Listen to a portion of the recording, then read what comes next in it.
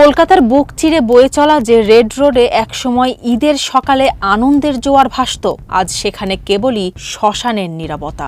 British আমল থেকে চলে আসা শতাব্দীর ঐতিহ্য ভেঙে এবার রেড রোডে হতে দেওয়া হয়নি ঈদের নামাজ। শুভেন্দু অধিকারীর নেতৃত্বাধীন বিজেপি সরকারের সিদ্ধান্তে ম্লান হয়ে গেছে পশ্চিমবঙ্গের ঈদুল আজহার আনন্দ। বছরের পর বছর ২-৩ লাখ মুসল্লির পদচারণায় মুখরিত হতো ঈদের সকাল, কিন্তু ২০২৬-এর ২৮শে মে এক ভিন্ন ইতিহাসের সাক্ষী হলো কলকাতা। আজ এখানে কোনো জায়নামাজ বিছানো হয়নি, ধ্বনিত হয়নি তকবীর। শুভেন্দু সরকারের কঠোর নির্দেশনায় স্তব্ধ করে দেওয়া হয়েছে শত বছরের ধর্মীয় ঐতিহ্য।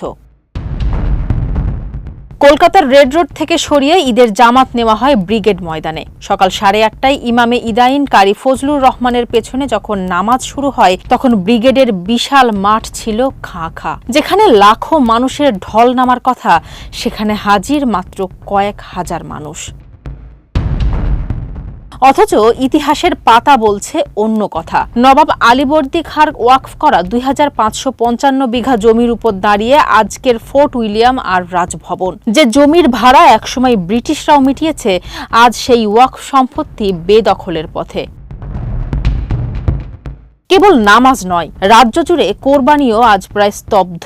যে কলকাতায় মোগল সম্রাট জাহাঙ্গীর কালীঘাট মন্দিরের জন্য জায়গা দিয়েছিলেন, কিংবা যেখানে মুসলিমরা শিব মন্দিরের জন্য জমি উৎসর্গ করেছিলেন, আজ সেই সম্প্রীতির শহরে ধর্মীয় অধিকারের ওপর কেন এই আঘাত? এই প্রশ্নই এখন ঘুরে বেড়াচ্ছে কলকাতার অলিতে গলিতে।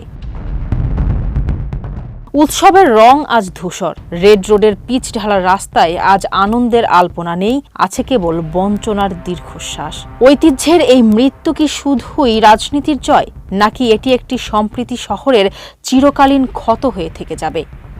ফারসানা হাসিন, মানবকণ্ঠ।